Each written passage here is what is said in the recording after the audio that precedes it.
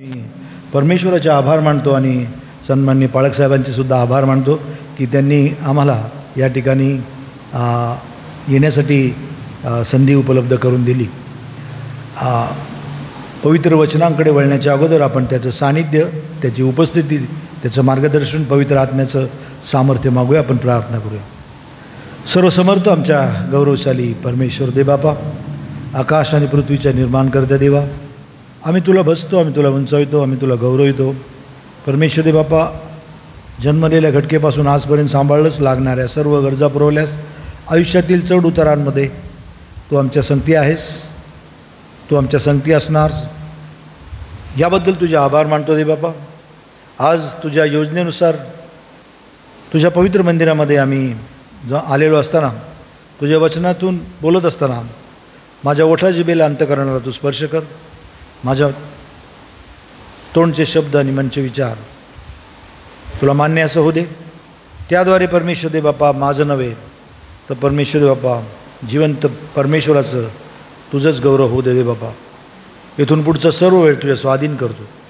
तारणाऱ्या प्रभू येशू ख्रिस्ताच्या नावाने या सर्व विनंत्या मागितल्या म्हणून तो बापा, आमेन आमेन।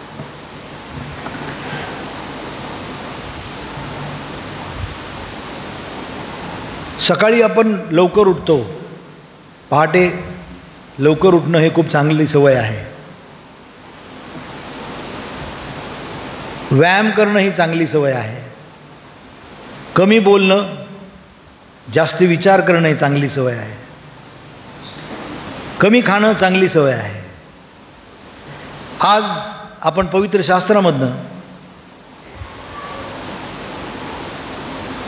विश्वासणाऱ्यांच्या चांगल्या सवयीबद्दल मनन चिंतन करणार आहोत। ख्रिस्ती विश्वासणाऱ्यांच्या 7 सवयी पवित्र शास्त्रानुसार, देवभिरूपणाच्या 7 सवयी पवित्र शास्त्रानुसार आणि धार्मिकतेच्या 7 सवयी पवित्र शास्त्रानुसार आपण बघणार आहोत। 7 habits of a godly person. Who is a godly person? कोण देवभिरू व्यक्ती आहे? देव आज तो प्रश्न तुम्हाला आणि मला विचारत आहे।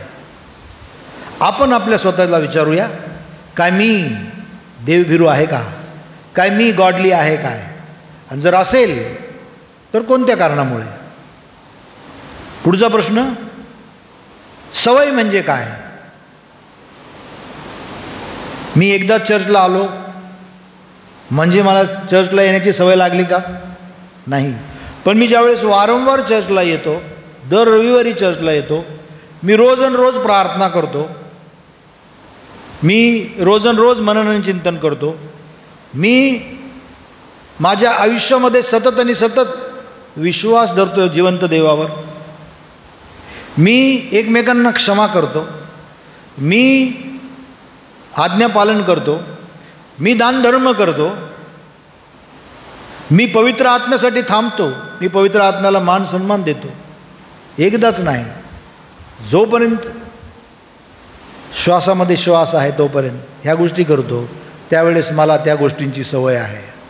अन्यथा ते फक्त एक सोपस्कार म्हणून आम्ही करतो असं होईल।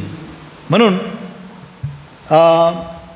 गॉडली लाईफकडे जर आपण बघितलं, it is nothing but the fear of the Lord the Almighty, परमेश्वराचं भय। दुसरं, देवभिरूपणा म्हणजे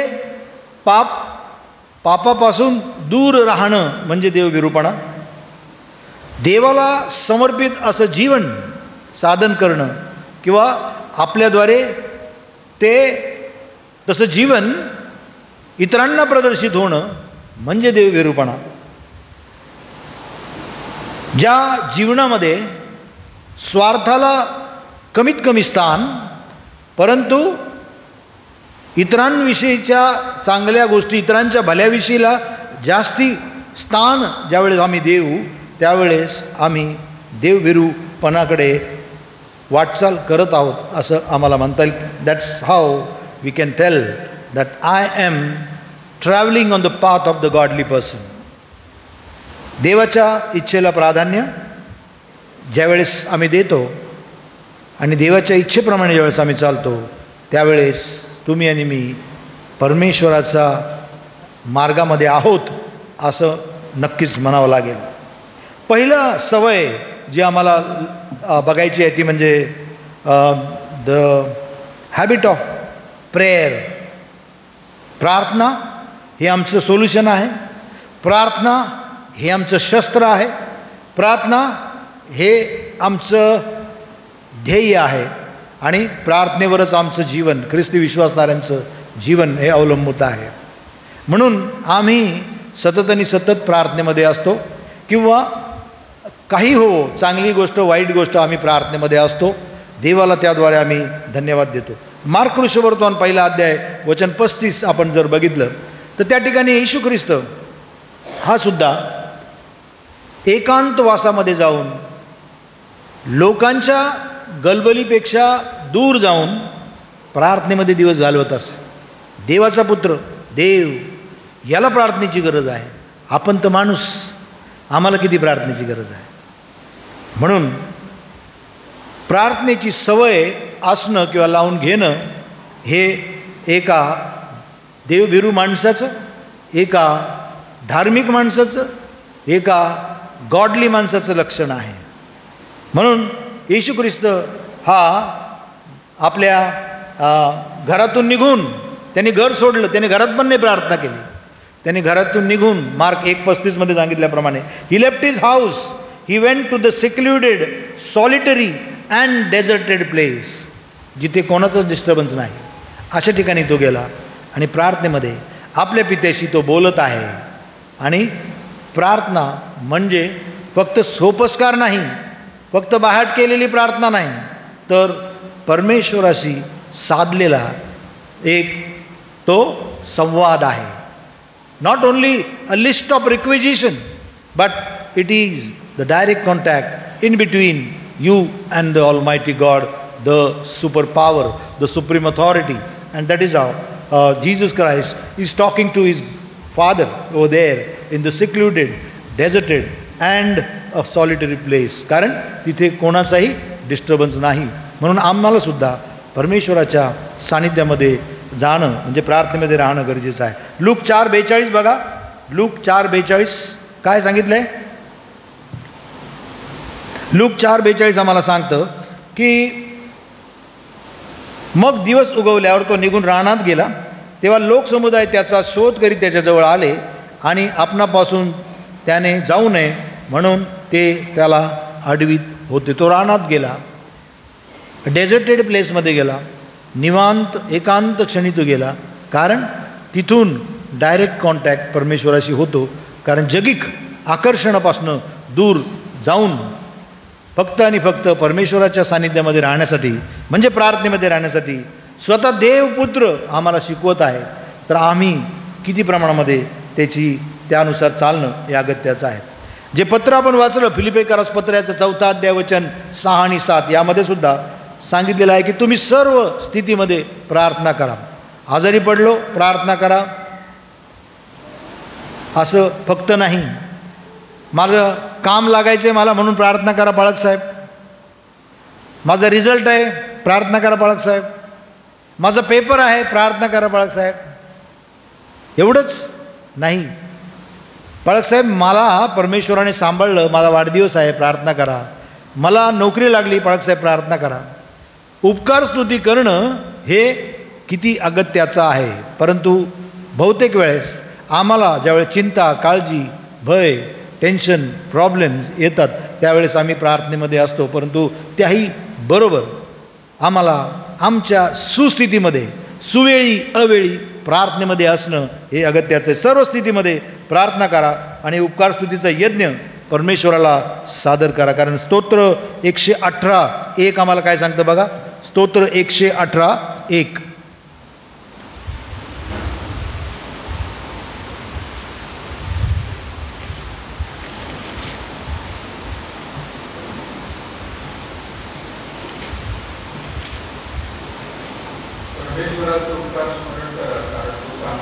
येस. त्याचे उपकार स्मरण करा. त्यांनी केलेल्या अनंत उपकारांचं स्मरण करा. कारण त्याची दया एका दिवसापूर्वीची नाही, सनातन आहे, कायमस्वरूपी आहे, जन्मलेल्या घटकेपासून आहे. म्हणून आम्हाला त्याचे उपकार करणं, प्रार्थना करणं ही सवय रोज लावणं अगत्याचं आहे. आणि त्यासाठी आम्ही बघतो की जो विश्वासाचा पिता अब्राहम असं म्हणतात की त्याची उंटसुद्धा प्रार्थनेमध्ये गुडघे टेकायचे. प्राणी हे सुद्धा प्रार्थनेसाठी ज्यावेळेस अब्राहम प्रार्थनेला बसायचा त्याचे उंटसुद्धा प्रार्थनेला बसायचे. एवढ्या प्रकारचा तो विश्वासाचा जनक अब्राहम, त्याने सुद्धा प्रार्थना केली, येशू ख्रिस्ताने प्रार्थना केली. आणि बाप्तिस्मा करणाऱ्या योहानाने सुद्धा आपल्या शिष्यांना प्रार्थना करायला शिकवलं. तद्वतच येशूचे शिष्य त्याला म्हणाले, गुरुजी, रब्बुनी, आम्हाला सुद्धा प्रार्थना करायला शिकवा. आणि त्यानुसार येशू ख्रिस्ताने आपल्या शिष्यांनासुद्धा प्रार्थना करायला त्याने शिकवलेलं आहे. कारण trials will come, tribulations will come, but the person who has a godly character, he will never ever shake, he will never ever be diverted from his faith, and that is how he will remain steady in prayers. म्हणून आम्हाला आमचं दैवी जीवनासाठी प्रार्थनामय जीवन असणं हे अगत्याचं आहे. दुसरी सवय जी आम्हाला ॲज अ गॉडली पर्सन म्हणून आमच्यामध्ये प्रदर्शित व्हावी ती म्हणजे ट्रस्ट ऑर फेथ. आम्ही ख्रिस्ती विश्वासणारे आम्ही म्हणतो, we call ourselves as a believer. What do we believe? We believe in Trinity. We believe in our living God. We believe that our Lord and Savior is going to come as a second coming, triumphant second coming. We believe that He is the Savior of the whole world, not only Christians. देवाने जगावर एवढी प्रीती केली की त्याने आपला एकुलता एक पुत्र दिला जगावर, नॉट ओनली ऑन क्रिश्चियन्स. म्हणून असा आमचा विश्वास आहे की देव या जगाचा तारणारा आहे. सार्वकालिक जीवन देवा येशू ख्रिस्ताद्वारे आहे. आणि हा विश्वास आम्ही धरतो कारण इब्री लोकास पत्र 11वा अध्याय यामध्ये आम्हाला सांगितलेलं आहे. विश्वासाची डेफिनेशन आम्हाला दिलेली आहे. काय डेफिनेशन? विश्वास म्हणजे आशा धरलेल्या गोष्टीविषयीचा भरोसा व न दिसणाऱ्या गोष्टीविषयीची खात्री. काय आम्हाला भरोसा आहे? काय आम्हाला खात्री आहे? की माझा देव माझ्या संगती आहे, माझा देव माझ्या सर्व गरजा सांपत्य निरूप तो माझ्या गरजा भागवणार आहे, तो माझ्या प्रार्थना ऐकतो, तो माझ्या प्रार्थना ऐकणार आहे. काय हा विश्वास आमच्यामध्ये आहे. आणि नसेल तर ती सवय आम्हाला विश्वासाची सवय लावणं हे अगत्याचं आहे. कारण साम 103:19 जर आपण बघितलं, 103:19 जर आपण बघितलं, स्तोत्र 103:19 त्यामध्ये जर आपण बघितलं, परमेश्वराने आपले राजासन स्वर्गात स्थापिले आहे, त्याचे राज्य सर्वावर आहे. जर परमेश्वराने आपलं राजासन स्वर्गामध्ये स्थापलेलं आहे आणि त्याचं राज्य सर्वावर आहे, सर्व भूतलावर आहे, असा आमचा जर विश्वास आहे तर आम्हाला भीती बाळगण्याचं काहीच कारण नाही. ओके सर, म्हणून आम्हाला we should have the habit of having faith, strong faith on the living God. जे आमचा जो जिवंत देव आहे त्याच्यावर आम्हाला विश्वास ठेवून त्याच्यावर अवलंबून राहून आम्हाला पुढं चालणं गरजेचं आहे. कारण आमचा देव सार्वभौम, आमचा देव सार्वकालिक, सर्वसमर्थ. He is omnipotent, he is omniscient, he is omnipresent. सर्व ठिकाणी उपलब्ध. आज तुमच्या आणि माझ्या अंतःकरणामध्ये पवित्र आत्म्याच्या रूपाने देवाची उपस्थिती आहे. म्हणून तोच पवित्र आत्मा आज तुम्हाला आणि आम्हाला या गोष्टी शिकवत आहे की you should have a habit of believing on God the ऑलमायटी. तुम्हाला सवय असावी की परमेश्वरावर तुम्ही भाव ठेवून चाला, विश्वास ठेवून चाला. कारण याद्वारे जर आम्ही पुढे चालतो तर आमचा विश्वास वाढतो आणि आमचा विश्वास नसेल तर आमच्या प्रार्थना ह्या निरर्थक अशा आहेत. कारण नीतिसूत्रकार 3रा अध्याय वचन 5 आणि 6 मध्ये काय म्हणतो बघा. नीतिसूत्रकार 3रा अध्याय वचन 5 आणि 6 जर आपण बघितलं, तू आपल्या अगदी मनापासून परमेश्वरावर भाव ठेव, आपल्याच बुद्धीवर अवलंबून राहू नको. भाव ठेवणे म्हणजे विश्वास ठेवणे.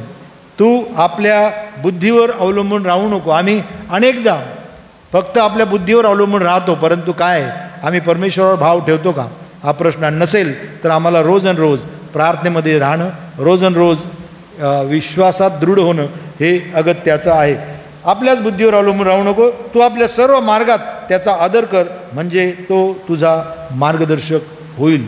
ही सवय मला लावणं, माझ्या अंतःकरणाला, माझ्या जीवाला, माझ्या विचारांना लावणं हे अगत्याचं आहे. साम 37, स्तोत्र 37, 3, 5, 7, 8 बघूया आपण.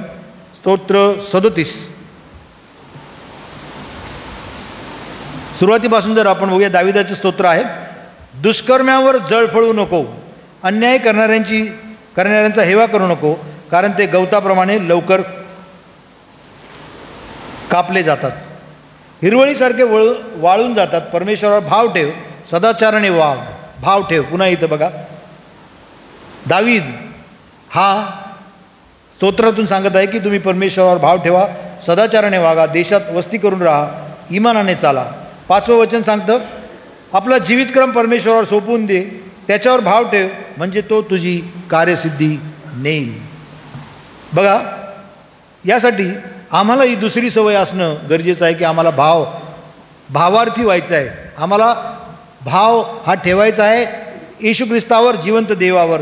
आणि त्याद्वारे ज्यावेळेस आम्ही येशू ख्रिस्तावर, जिवंत देवावर विश्वास ठेवू, त्यावेळेस चिंता, काळजी, दुःख, टेन्शन, वरीज हे आमच्यापासून दूर पळून जातील. कारण बघूया, वचन जर आपण 7 आणि 8 जर आपण बघितलं, राग सोडून दे, क्रोधाविष्टाचा त्याग कर, जळफळू नको, अशाने दुष्कर्माकडे प्रवृत्ती होते.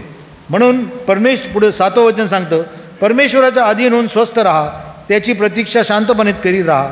जो मनुष्य आपल्या मार्गाने उत्कर्ष पावतो, जो मनुष्य दुष्ट संकल्प सिद्धीस नेतो, त्याच्यावर जळफळू नको. प्रतीक्षा करणे म्हणजे त्याची वाट बघणे, त्याच्यावर विसंबून राहणे, आणि त्यानुसार आम्ही परमेश्वराच्या अधीन होणे म्हणजे सुद्धा ख्रिस्तावर, देवावर, जिवंत वचनांवर विश्वास ठेवून विसंबून राहणे असा होतो. म्हणून ज्यावेळेस आम्ही देवावर विसंबून राहतो, त्यावेळेस परमेश्वराचं आणि आपलं एक विशिष्ट नातं तयार होतं. That is called as intimacy with the God the ऑलमायटी. Now what is intimacy? Intimacy म्हणजे एक घनिष्ठ नातेसंबंध. ज्यावेळेस आपलं आणि एका व्यक्तीचं चांगल्यापैकी ओळख असते, त्यावेळेस त्या व्यक्तीला जाऊन भेटण्याची किंवा माझी ओळख द्यायची गरज पडत नाही, कारण आमचं नातं त्याच्याशी जवळीकतेचं असतं.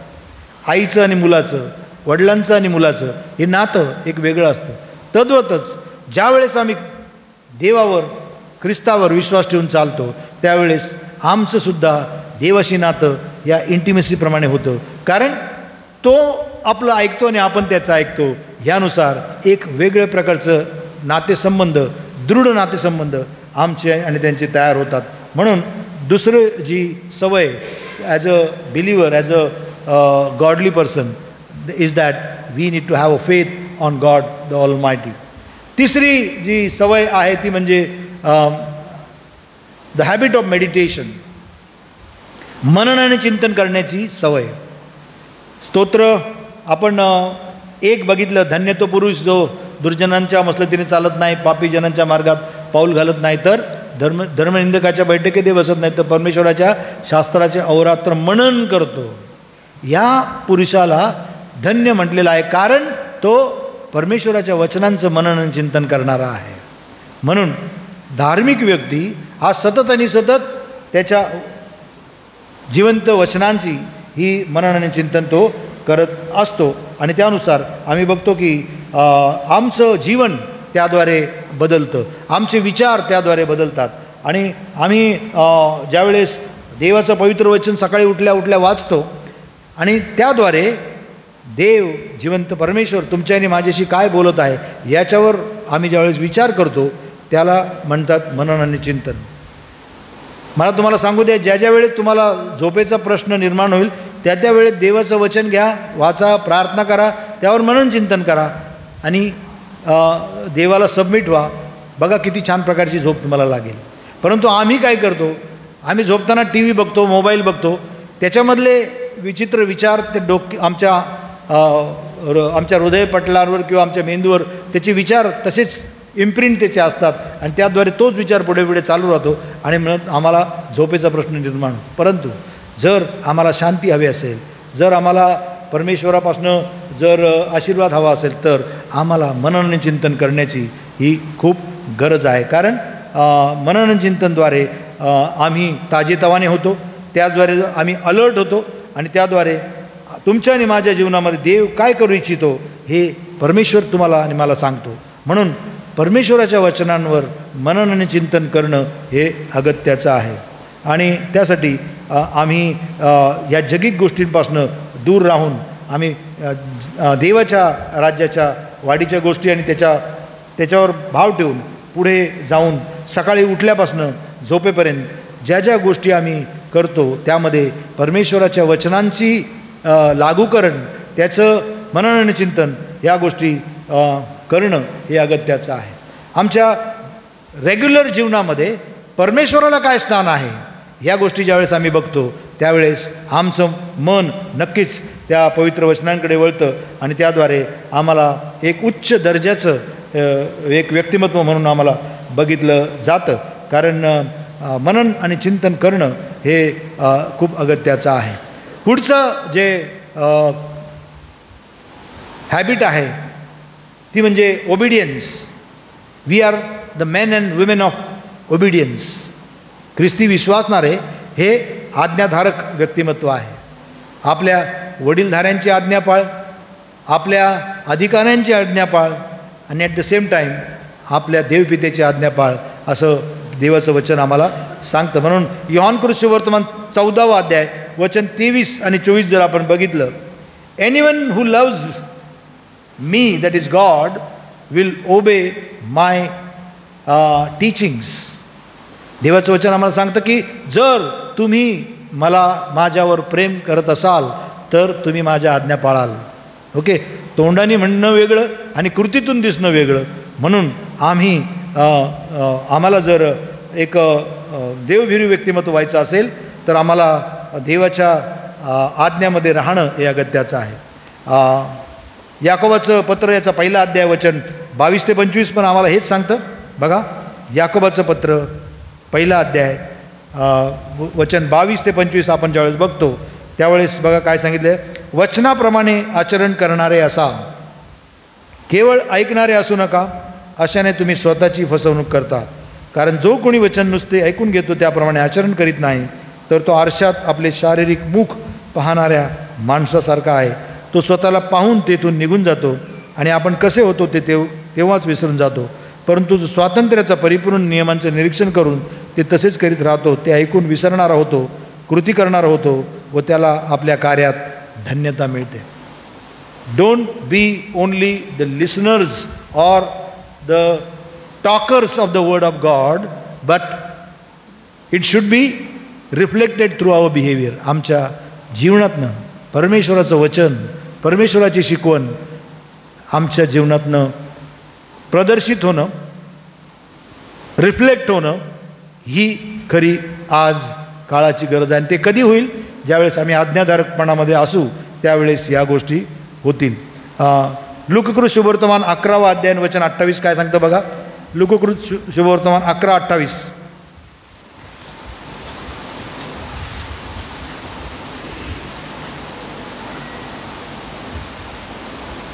तेव्हा तो म्हणाला, पण त्यापेक्षा जे देवाचे वचन ऐकतात तो पाळतात तेच धन्य. देवाचे वचन नुसतं ऐकणं नाही पण जे पाळतात ते धन्य. म्हणून आम्हाला ओबिडियन्स हेच शिकवतं की आम्हाला आज्ञापालन गरजेचं आहे, आम्हाला देवाच्या वचनानुसार चालणं गरजेचं आहे आणि त्याची सवय आम्हाला लावून घेणं हे अगत्याचं आहे. कारण आमचं त्याद्वारे आमचं गॉडली स्टँडर्ड वाढतं, आमच्याकडे लोकांचा बघण्याचा दृष्टिकोन बदलतो, आमचं व्यक्तिमत्व बदलतं. आम्ही एक वेगळ्या व्यक्तिमत्वाचं व्यक्तिमत्व म्हणून आम्ही तयार होतो. म्हणून आपलं गॉडली स्टँडर्ड एक उच्च दर्जाचं बनण्यासाठी आम्हाला ही सवय, ती 4थी सवय लावणं गरजेचं आहे, ती म्हणजे द हॅबिट ऑफ ओबिडियन्स. कारण अनुवादाचं पुस्तकाचं 28वा अध्याय वचन 1 ते 14 जर आपण वाचली त्यामध्ये आशीर्वादांची रेलचेल आहे. कशामुळे?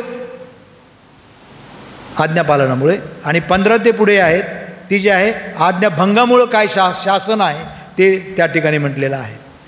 अनुवादाचं पुस्तक 28वा अध्याय घरी गेल्यावर वाचा 1 ते 14.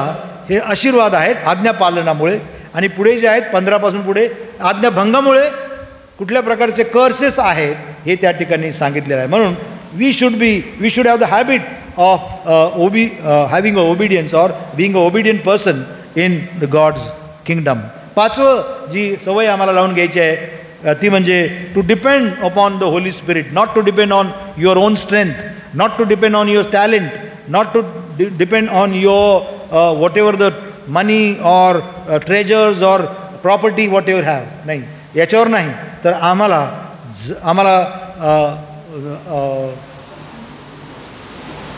We need to depend on the Holy Spirit. कारण स्वतः येशू ख्रिस्तांनी सुद्धा आपल्या शिष्यांना हेच सांगितलं की बघा लूककृत शुभवर्तमान 24वा अध्याय आणि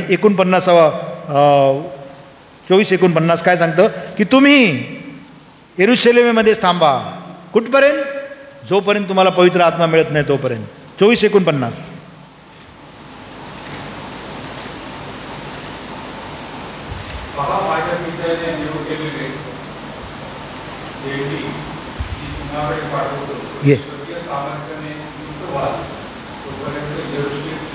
येस, जोपर्यंत तुम्हाला स्वर्गीय सामर्थ्य म्हणजे होली स्पिरिट पवित्र आत्म्याच्या सामर्थ्याने तुम्ही युक्त होत नाही, परिपूर्ण होत नाही, तोपर्यंत तुम्ही तिथंच थांबा. आणि ज्या वेळेस तुम्हाला पवित्र आत्म्याचं सामर्थ्य येईल त्यावेळेस आपण बघतो की प्रेषितांची कृत्य 2रा अध्यायामध्ये कशा प्रकारे पवित्र आत्म्याचं सामर्थ्य आलं आणि कशा प्रकारे त्या जिव्हा त्यावर उतरल्या आणि त्याद्वारे काय चमत्कार झाला, तर किती लोक यांनी देवावर विश्वास ठेवला आणि त्यांना तारणाचा स्वीकार केला, नाही का. आणि यानुसार आम्ही बघतो की पवित्र Holy Spirit should be your habit. We need to depend upon the Holy Spirit. ज्या प्रकारे येशू ख्रिस्ताने आपल्या शिष्यांना सांगितलं की तुम्ही थांबा जोपर्यंत तुमच्यावर पवित्र आत्मा येत नाही तोपर्यंत, आम्हाला सुद्धा we need to surrender our life to God the almighty. आम्हाला आमचं जीवन हे देवाला समर्पित करायचं आहे. आम्ही त्याच्यासमोर ज्यावेळेस सरेंडर होऊ, ज्यावेळेस आम्ही त्याच्या गोष्टी ऐकू, ज्यावेळेस तो आतला आवाज आम्हाला ऐकायला येईल, त्यावेळेस आमच्यावर पवित्र आत्म्याचा वर्षाव होईल. कारण पवित्र आत्म्याशिवाय आम्हाला काहीच काम करता येणार नाही. Because that is the supernatural power which comes in within us and that is how we could remove the evil spirits. आपण जे अतृप्त जे स्पिरिट आहेत, इव्हिल स्पिरिट आहेत, त्यांनासुद्धा आपण काढू शकतो किंवा आपल्याद्वारे सुद्धा चिन्ह चमत्कार होऊ शकतात. परंतु त्यासाठी त्याच्या मार्गात चालणं गरजेचं आहे, त्याच्या आज्ञापालन करणं गरजेचं आहे, प्रार्थनेमध्ये असणं गरजेचं आहे. त्याच्यासाठी आम्हाला मेडिटेट करण्याची गरज आहे. हे सगळ्यांनाच होत नाही. हे ज्यावेळेस होईल त्यावेळेस आम्ही खऱ्या अर्थाने देवविरूपणाकडे गेल्याशिवाय राहणार नाही. कारण इफिस्करास पत्र 5वा अध्याय आणि वचन 18 काय सांगतं बघा. इफिस 5:18. कोणाला सापडलं पटकन तर वाचा. ओके, 5:18 बघा. सांगतं की द्राक्षरसाने मस्त होऊ नका. द्राक्षरसात बेतालपणा आहे, पण आत्म्याने परिपूर्ण व्हा. आम्हाला गरज आहे, आम्हाला सवय लावायची आहे. कशाची? आत्म्याने परिपूर्ण होण्याची सवय आम्हाला लावायची आहे. आणि कधी आत्म्याने आपण परिपूर्ण होऊ? ज्यावेळेस आम्ही परमेश्वराच्या सानिध्यात राहू, ज्यावेळेस आम्ही प्रार्थनेमध्ये राहू, ज्यावेळेस आम्ही वचनांवर मननचिंतन करणारे होऊ, ज्यावेळेस आमचा विश्वास हा दृढ विश्वास असेल, त्यावेळेस ह्या गोष्टी घडणार आहेत. म्हणून लूककृत शुभवर्तमान 12:12 काय सांगतं बघा. लूक 12:12 जेव्हा आपण बघतो त्यावेळेस आम्हाला असं सांगितलेलं आहे की कारण तुम्ही काय बोलावे ते पवित्र आत्मा त्याच घटकेस तुम्हाला शिकवेल. आज मी तुमच्यासमोर बोलतोय ते मी नाही बोलत, परमेश्वराने मला सुचवलं की तुला ह्या गोष्टी बोलायच्या. कारण आपण मनुष्य एक मनात योजतो, परंतु परमेश्वर त्याचं कार्य वेगळ्याच पद्धतीने करून घेतो. म्हणून आपण काय बोलावे, आपण काय करावे याची काळजी करणारा देव बाप आहे. आणि ज्यावेळेस पवित्र आत्मा येईल त्यावेळेस तुमच्याद्वारे माझ्याद्वारे अनंत असे कामं तो केल्याशिवाय राहणार नाही. म्हणून सकाळी उठल्या उठल्या फक्त एकच करा प्रार्थनेमध्ये आणि परमेश्वराला म्हणा, हे बापा मला तू पवित्र आत्म्याने भर, जेणेकरून माझ्याकडून काही अभद्र वाईट गोष्टी, तुला न आवडणाऱ्या गोष्टी होणार नाहीत आणि त्याद्वारे मला तू पवित्र आत्म्याद्वारे चालव. एवढंच म्हणा. खरोखर तुमचा दिवस हा आनंददायी आशीर्वादित झाल्याशिवाय राहणार नाही. कारण आम्हाला ह्या गोष्टीची सवय लावणं गरजेचं आहे, नाही का? ह्या गोष्टीची सवय लावणं गरजेचं आहे. कारण एफिसकरास पत्र 1 अध्याय वचन 13 जर आपण बघितलं, you are sealed by the Holy Spirit असं देवाचं वचन आम्हाला सांगतं. आम्हाला पवित्र आत्म्याद्वारे शिक्कामोर्तब केलेलं आहे. You are saved by the Holy Spirit. आम्ही तारले गेले आहोत. कशामुळं? आमच्या स्वतःच्या टॅलेंटमुळं नाही, आमच्या चांगुलपणामुळं नाही, तर पवित्र आत्म्याद्वारे या गोष्टी घडलेल्या आहेत. एफिस 4:30 जर आपण बघितलं, एफिस 4:30 बघा.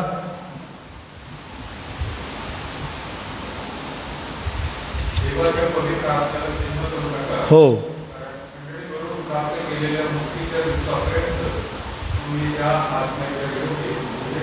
येस, मुद्रित म्हणजे सील. तुमच्यावर माझ्यावर पवित्र आत्म्याद्वारे सीलिंग केलेलं आहे. इलेक्शनला आपण जातो, बरेच लोक इलेक्शनला ड्युटीला जातात, त्यावेळेस तुमचं ते इलेक्शनचं बॅलेट मशीन आणि ही कायचे असतात त्याला सील करावं लागतं, नाही का?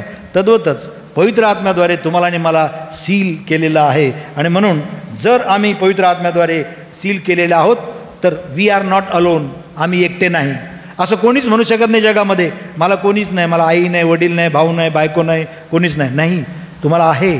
तुम्हाला कोण आहे संगती? तुमच्या पवित्र आत्मा तुमच्या संगती आहे. So never ever say that I am alone in this world, but the Holy Spirit is there with you, which will encourage you, which will strengthen you, which will support you and which will guide you. अशाद्वारे पवित्र आत्मा हा आम्हा ख्रिस्ती व्यक्तींसाठी खूप महत्त्वाचा आहे.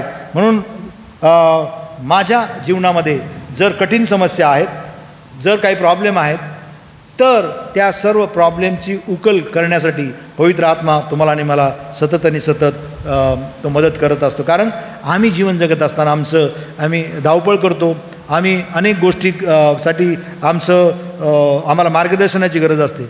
म्हणून पवित्र आत्मा तुम्हाला आणि मला काय करावे आणि काय करू नये याच्याबद्दल मार्गदर्शन करण्यासाठी तो सतत आणि सतत तयार असतो. परंतु आम्हाला पवित्र आत्म्याची सवय, त्याला आमच्यामध्ये, आमच्या हृदयामध्ये घेण्याची सवय लावणं हे अगत्याचं आहे. कारण ही आमची लाईफ चेंजिंग हॅबिट आहे. आणि these are the habits of a godly person. 5 habits आपण बघितल्या.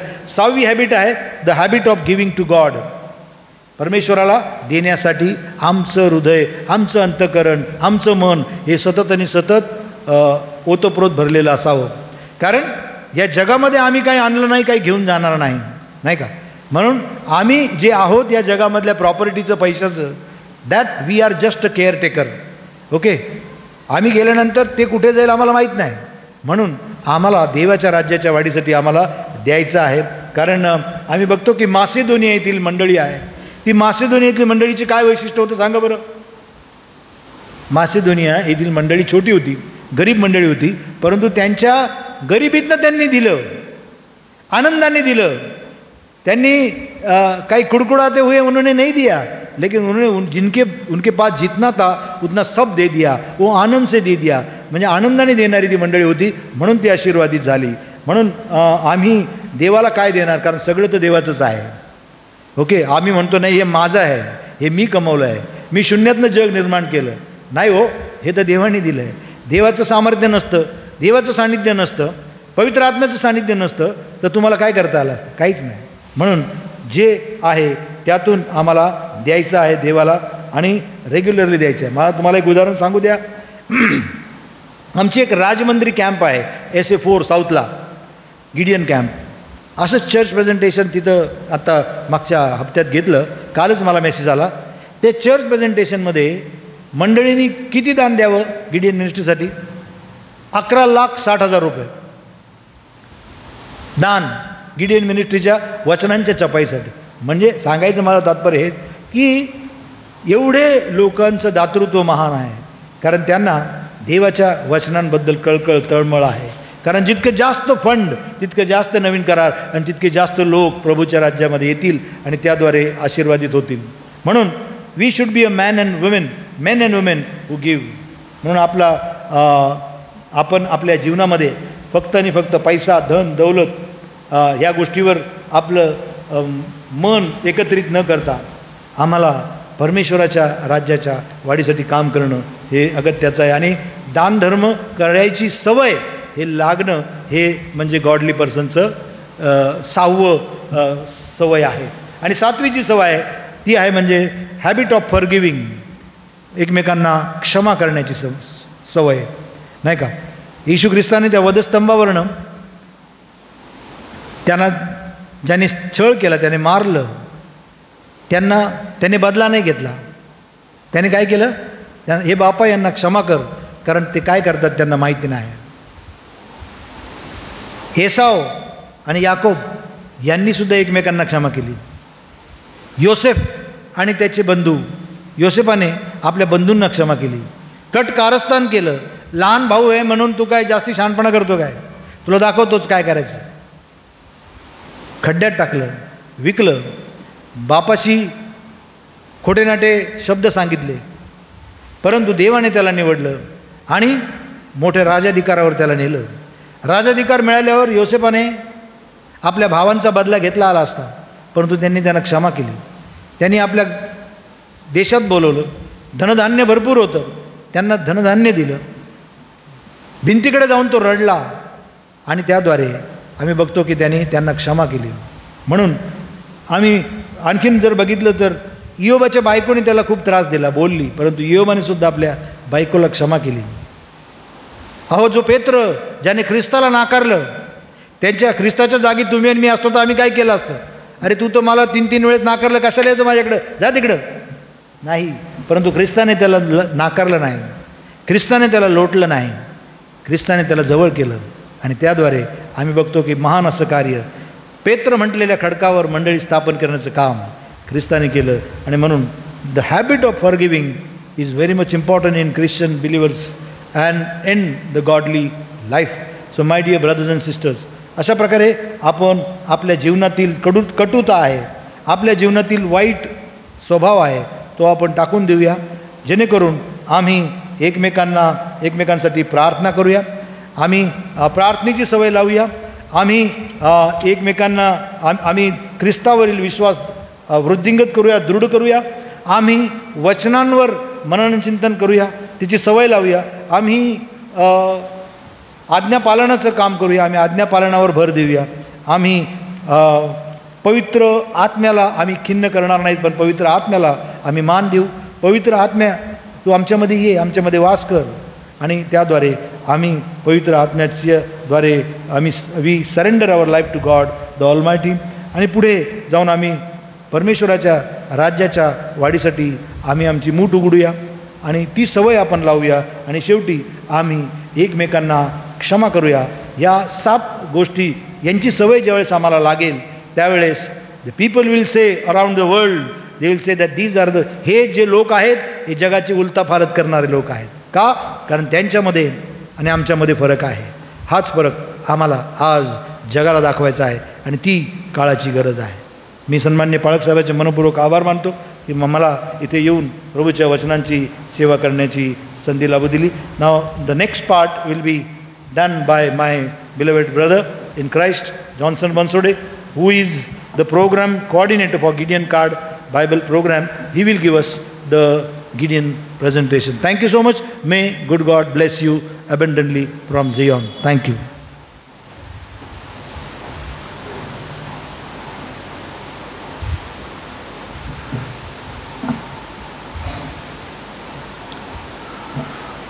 मुख्तार अहमद कोयंबतूर या ठिकाणी राहणारा 9वीत शिकणारा मुलगा होता. सेकंडरी हायस्कूलमध्ये असताना त्याला शाळेत गिडियन्स बंधूंनी अशा प्रकारचं एक निळं पुस्तक बक्षीस दिलं. त्यांनी ते घेतलं, घरात आला आणि घरात कपाटात फेकून दिलं. काही वर्षांनी मुख्तारचे वडील वारले आणि त्यानंतर त्याच्या सावत्राईने मुख्तारला आणि त्याच्या आईला घरातून हाकलून दिलं. मुख्तार त्यानंतर मदरशात शिकू लागला. तिथे शिकत असताना मुख्तारने आपल्या आईला विचारलं, आई आपण एवढं देवाचं करतो तरी आपल्यावर ह्या हाल अपेष्टा का? त्याची आई म्हणाली, माहीत नाही बाळा. त्यांनी त्या मौलवीला विचारलं. मौलवीने त्याला सांगितलं, हे तुझे भोग आहेत. आणि असं करत असतानाच मुख्तारने सिमी ह्या संघटनेत सामील झाला. आणि 1993 साली जी सिरीज ऑफ बॉम्बस्फोट झाले होते कोयंबतूर या ठिकाणी, त्यातला मुख्तार अहमद हा एक मुख्य सूत्रधार होता. त्यानंतर मुख्तार हा भूमिगत झाला आणि लपत छपत इथे तिथे राहू लागला. पोलीस त्याच्या मागावर होते. मुख्तार आपल्या जुन्या घरी आला आणि घरी येऊन लपला. त्यांनी सहज आपलं कपाट उघडलं आणि त्याला हे पुस्तक दिसलं. मुख्तारने ते पुस्तक घेतलं आणि वाचायचं म्हणून वाचू लागला आणि त्याला वचन आलं की परंतु देव आपल्यावरील स्वप्रेमाचे प्रमाण हे देतो की आपण पापी असता ख्रिस्त आपणासाठी मरण पावलं. ते वचन वाचून मुख्तारच्या अंतःकरणाला लागलं आणि तो चटपटू लागला. तो पुन्हा आणखी वाचू लागला. रोमकारस पत्र त्यांनी वाचलं आणि तो म्हटला आता मला ह्याच्यातून कोण मार्गदर्शन करेल. जवळच एक चर्च होतं. त्या ठिकाणी मुख्तार गेला. पाळकसाहेबांना भेटला. पाळकसाहेबांनी त्याला येशूची ओळख करून दिली आणि आज मुख्तार अहमद हा मुख्तार अहमद नसून पास्टर मोझेस मुख्तार अहमद म्हणून काम करत आहे प्रियांनो. आणि आज एक 300 लोकांची मंडळी मुख्तार चालवत आहे. हे का शक्य झालं प्रियांनो? कोणीतरी मुख्तारला हे वचन दिलं. परंतु आज कितीतरी असे मुख्तार अहमद आहेत ज्यांच्यापर्यंत हे वचन पोहोचत नाही आणि ते ख्रिस्ताविना मरत आहेत. प्रियांनो, आम्ही कोण आहोत? आज आम्ही आपल्या चर्चमध्ये आलो. आम्ही गिडियन्स. आम्ही आपल्या स्वतःची नोकरी व्यवसाय सांभाळून आमच्या सुट्टीच्या दिवशी जाऊन ही सेवा करतो. आमचं काम काय आहे तर लोकांपर्यंत ख्रिस्त पोहोचवणे.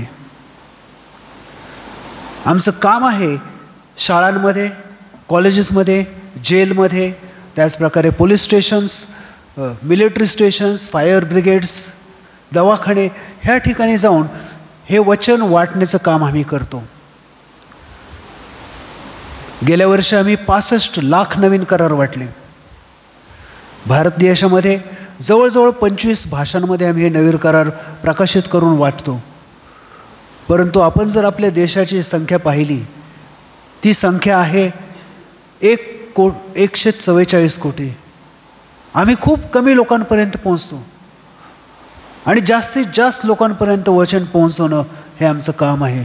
प्रियांनो, 1 कोरिंथ 9:16 आम्हाला सांगतं, मी जर सुवार्ता सांगितली नाही तर माझी केवढी दुर्दशा होणार.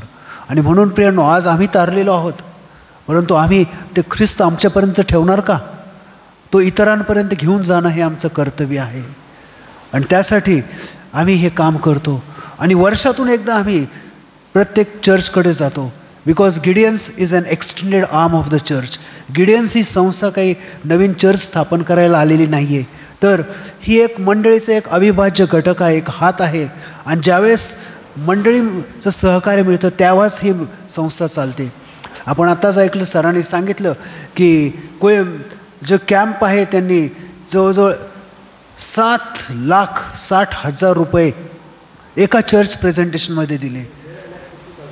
11,60,000. प्रियांनो, परमेश्वराने त्यांना दिलं म्हणून ते देतात. आज आम्ही आपल्याकडे आलो. आमच्या देखील आपल्याकडे 3 विनंत्या आहेत, 3 P's. तर पहिली विनंती आमची अशी आहे की आपण या सेवेसाठी प्रार्थना करा. आज परिस्थिती बिकट होत चाललेली आहे. लोकांपर्यंत पोचणं, आम्हाला परमिशन मिळणं कठीण होत चाललेलं आहे आणि म्हणून आमची आपल्याला विनंती आहे की या सेवेसाठी प्रार्थना करा. आपल्याला ख्रिस्तासाठी आत्मे जिंकायचे आहेत, परंतु अडखळणं आहेत. अडखळणं तर असणारच, त्याच्यातूनही मार्ग काढणं हे आपलं काम आहे. आणि म्हणून आम्ही तुम्हाला विनंती करतो की या सेवेसाठी प्रार्थना करा, की देवाने मार्ग मोकळे करावे आणि अधिकाने अधिक लोकांपर्यंत वचन पोहोचावं. काही महिन्यापूर्वी आम्ही पैठण या ठिकाणी जी जेल आहे त्या ठिकाणी हे वचन वाटले आणि ते कैदी होते. त्याच्यातल्या कितीतरी लोकांना ख्रिस्त माहीत नव्हता, परंतु त्यांनी ज्यावेळेस ख्रिस्ताचं नाव ऐकलं, काही जणांनी पश्चाताप केला. परंतु पोहोचणार कितीपर्यंत? आज तुम्हाला सांगितलं 144 कोटी आपल्या देशाची लोकसंख्या आहे, त्यात आम्ही अगदी थोडके आहोत. तर प्रार्थना करा की देवाने ह्या सेवेसाठी लोक उत्पन्न करावे, की जेणेकरून अधिकाने अधिक लोक ह्या सेवेमध्ये काम करतील. आमची दुसरी P आहे, ती म्हणजे पार्टिसिपेट. आपण देखील या सेवेमध्ये सहभागी होऊ शकता प्रियांनो, आणि ही गिडियनची सेवा करू शकता. ह्यासाठी आपल्याला फक्त वार्षिक फी आहे ती पती पत्नीसाठी 2100 रुपये आहे, आणि जर फक्त पती असेल तर 1500 रुपये भरून आपण मेंबरशिप घेऊ शकता आणि ही सेवेमध्ये आपला सहभाग देऊ शकता. आमचं तिसरं पी आहे ते म्हणजे आपण पे करू शकता. आज एक नवीन करार प्रिंट करण्यासाठी 50 रुपये खर्च येतो. आपण 65 लाख नवीन करार मागच्या वर्षी आपल्या देशामध्ये वाटले. ह्यासाठी कोणीतरी देतं प्रियांनो, आणि कोण देतं तर तुमच्यासारखे लोक. प्रियांनो, आमचा परमेश्वर कोणाच्याही ऋणात न राहणारा परमेश्वर आहे. ज्यावेळेस तुम्ही देता त्यावेळेस एक नवीन करार कोणापर्यंत तरी पोहोचतो, आणि त्याचे आशीर्वाद तुम्हाला आणि तुमच्या लेकराबाळांना मिळाल्याशिवाय राहणार नाही. प्रियांनो, आम्ही याचा अनुभव घेतला आहे, आपण देखील घेतला असेल. तर आमची विनंती आहे, जर परमेश्वराचा आत्मा आपल्याला सुचवत असेल तर अवश्य ह्या सेवेसाठी दान द्या. जर आपल्याला वाटत असेल की मी ह्या सेवेमध्ये सहभागी व्हावं, तर आपण चर्च सुटल्यानंतर आम्हाला भेटा. आम्ही आपल्याला मेंबरशिपचा फॉर्म देऊ. ज्या सर्व सोपस्कार आहे ते पूर्ण करू. प्रियांनो, आणि ह्या सेवेसाठी अधिकाने अधिक प्रार्थनेत राहा अशी आपल्याला विनंती आहे. आपल्याला माहिती आहे ब्रदर रामबाबू जगविख्यात स्पीकर आहेत. ज्यावेळेस ते कॉलेजमध्ये होते त्यांना देखील कोणीतरी हे नवीन कराराचं पुस्तक दिलं. त्यांनी ते घेतलं, रॉकेलमध्ये बुडवलं आणि असं फेकून दिलं. परंतु त्याच नवीन कराराने, ज्यावेळेस ते दवाखान्यात होते त्याच नवीन कराराने त्यांचं तारण केलं. आज ते ख्रिस्तासाठी लाखो आत्मे जिंकत आहे. प्रियांनो, मग आमची आपल्याला विनंती आहे की आपण या सेवेमध्ये सहभाग घ्या, या सेवेसाठी प्रार्थना करा. काही लोक म्हणतात हे वचन कोणतरी घेतं आणि फेकून देतं, परंतु प्रियांनो, आमच्याकडे अशा साक्ष आहेत की ज्यावेळेस हे वचन उकिरड्यावर पडलेलं होतं, कोणीतरी घेतलं, ते वाचलं, आणि ती व्यक्ती जीव द्यायला चाललेली होती, परंतु हे घेतलं आणि वाचलं आणि त्यांनी परिवर्तन झालं, जीव द्यायचं कॅन्सल केलं, आणि तो ख्रिस्तासाठी आज आत्मे जिंकत आहे. प्रियांनो, यशाया 55:11 आम्हाला सांगतं, त्याप्रमाणे माझ्या मुखातून निघणारे वचन होईल. ते माझी इच्छा पूर्ण केल्यापासून व ज्या कार्यासाठी मी ते पाठवलं आहे ते पूर्ण केल्यापासून मजकडे विफल होऊन परत येणार नाही. हे वचन ज्यावेळेस कुठंतरी पडतं ते बीज जमिनीत रुजतं आणि ते फळ दिल्याशिवाय राहत नाही. प्रियांनो, आणि म्हणून आमची विनंती आहे की आपण या सेवेसाठी प्रार्थना करा, हे सेवेमध्ये सहभागी व्हा, आणि जर आपल्याला वाटत असेल तर ह्या सेवेसाठी दान द्या. आज आम्हाला आपण या ठिकाणी येऊन ही मिनिस्ट्रीची माहिती देण्यासाठी वेळ दिल्याबद्दल तुमच्या परमेश्वराच्या नावात मी आपल्या सर्वांचे धन्यवाद देतो मागतो, विशेष करून पास्टरचे, त्याचप्रकारे पास्टरल कमिटी आणि आपण सर्व. एक अनाऊन्समेंट करू इच्छितो. आज आपल्या पाळकसाहेबांचा आणि पाळकीनबाईचा लग्नाचा वाढदिवस आहे. ह्या त्यांच्या लग्नाच्या वाढदिवसानिमित्त आम्ही दोघांनी 10 नवीन करार स्पॉन्सर करायचं ठरवलं आहे. आज तुमच्याद्वारे 10 लोकांपर्यंत देवाचं वचन जाणार आहे. प्रियांनो, तर आम्ही तुमच्यासाठी 10 नवीन करार स्पॉन्सर करत आहोत. पाळकसाहेब, थँक्यू व्हेरी मच.